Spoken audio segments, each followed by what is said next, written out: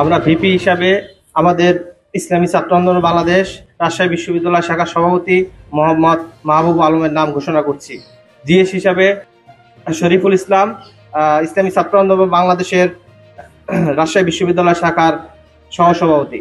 Agents হিসাবে মোহাম্মদ পারভেজ আকন, রাজশাহী বিশ্ববিদ্যালয় শাখার সাধারণ সম্পাদক। অন্য যারা আমাদের প্যানেল থেকে নির্বাচন করবে: জাহিদুল ইসলাম শরীফ, আহসানুল হক শাওন, মাহবুব আলম, কাজীউল ইসলাম, হাবিবুর রহমান।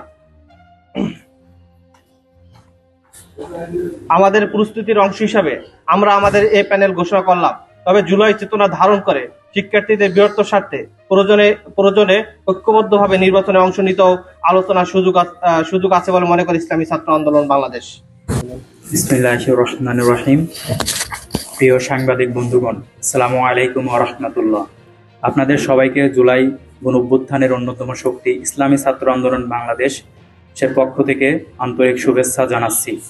জুলাই গণঅভ্যুত্থানের বর্ষপূর্তিতে শুরুতেই গভীর শ্রদ্ধার সাথে স্মরণ করছি 2024-এর সকল শহীদ, আহত ও বীর যোদ্ধাদের। একই সাথে এই জনপদের ঔপনিবেশিক ব্রিটিশ বিরোধী আন্দোলন থেকে শুরু করে 47, 52, 69, 71, 90 ও 2024-এর সকল সংগ্রামী যোদ্ধাদের মাগফিরাত কামনা করছি সকল বীর শহীদদের। বিশেষভাবে দীর্ঘ প্রায় 1.5 যুগের আওয়ামী ফ্যাসিবাদ বিরোধী আন্দোলনে যারা বিভিন্ন সময়ে গুম খুনের শিকার হয়েছেন তাদেরকেও শ্রদ্ধাভরে স্মরণ করছি। প্রিয় সাংবাদিক বন্ধুগণ, বাংলাদেশের উল্লেখযোগ্য সকল নাগরিক অধিকার নিশ্চিতে ছাত্র রাজনীতি সবসময় গুরুত্বপূর্ণ ভূমিকা পালন করে এসেছে। একই সাথে ছাত্র রাজনীতির নামে হল দখল, সিট বাণিজ্য, গেস্ট রুম, গণরুম কালচার, চাঁদাবাজি, শিক্ষকদের মানহানি, ক্যাম্পাসকে মাদকের অভয়ারণ্যে পরিণত করা, খুন, ধর্ষণ সহ সন্ত্রাসী কার্যক্রমের প্রতিযোগিতাও হয়েছে এই ছাত্র রাজনীতির নামে। ইসলামী ছাত্র আন্দোলন বাংলাদেশ শিক্ষার্থীদের জন্য কল্যাণমূলক ছাত্র রাজনীতি সবসময় চর্চা করে আসছে এবং বিগত প্রায় 3 যুগ সকল অপরাধ প্রবণতা থেকে মুক্ত থেকে শিক্ষার্থী বান্ধব ভূমিকা পালনের চেষ্টা করছে। ক্যাম্পাসগুলোতে ছাত্র সংসদের মাধ্যমে শিক্ষার্থী বান্ধব অধিকার আদায়ের প্রতিযোগিতামূলক ছাত্র রাজনীতিতে বিশ্বাস করে ইসলামী ছাত্র আন্দোলন বাংলাদেশ। আর এটি বাস্তবায়নের অন্যতম মাধ্যম হতে পারে নিয়মিত ছাত্র সংসদ নির্বাচন। তাই আমরা নিয়মিত রাকসু সহ সকল ছাত্র সংসদ নির্বাচনের দাবি জানিয়ে এসেছি এবং রাকসু নির্বাচন আদায়ের আন্দোলনে সামনের সারিতে থেকে নেতৃত্ব দান ও সচেতনামূলক গণসংযোগ চালিয়েছি।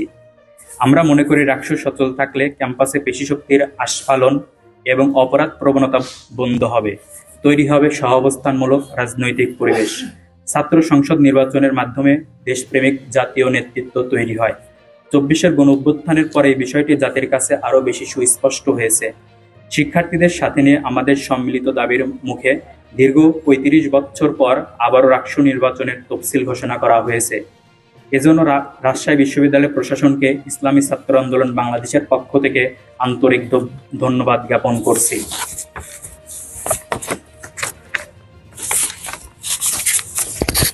আমরা বিশ্বাস করি ক্যাম্পাস রাজনীতি হবে শিক্ষার্থীদের অধিকার আদায়ের বলিষ্ঠ মাধ্যম। প্রিয় সাংবাদিক ভাইরা, আমরা স্পষ্ট ভাষায় ঘোষণা করতে চাই, তফসিলের শিডিউল অনুযায়ী রাকসু নির্বাচন হতে হবে। সেজন্য শিক্ষার্থীদের সাথে নিয়ে রাকসুর নির্বাচন কমিশনকে সকল প্রকার সহযোগিতা করতে প্রস্তুত আছে ইসলামী ছাত্র আন্দোলন বাংলাদেশ। তবে পরস্পর বিরোধী হিংসাত্মক মন্তব্য, গুজব এবং রাকসু বানচালের প্রবণতা থেকে মুক্ত রাখতে প্রশাসনকে শক্ত পদক্ষেপের আহ্বান জানাচ্ছি। প্রিয় সাংবাদিক ভাইরা, রাকসু নির্বাচনে পেশিশক্তির প্রভাবমুক্ত আধিপত্য বিস্তার রোধে এবং স্বচ্ছতা ও নিরপেক্ষতা বজায় রাখতে বিশ্ববিদ্যালয় প্রশাসনের কাছে ভোটকেন্দ্র হলের পরিবর্তে একাডেমিক ভবনে স্থাপনের জোর দাবি জানাচ্ছি। আমাদের প্যানেল থেকে নির্বাচিত হলে শতভাগ আবাসন সুবিধা ও আবাসন মান উন্নয়নে কার্যকর পদক্ষেপ নেওয়া হবে।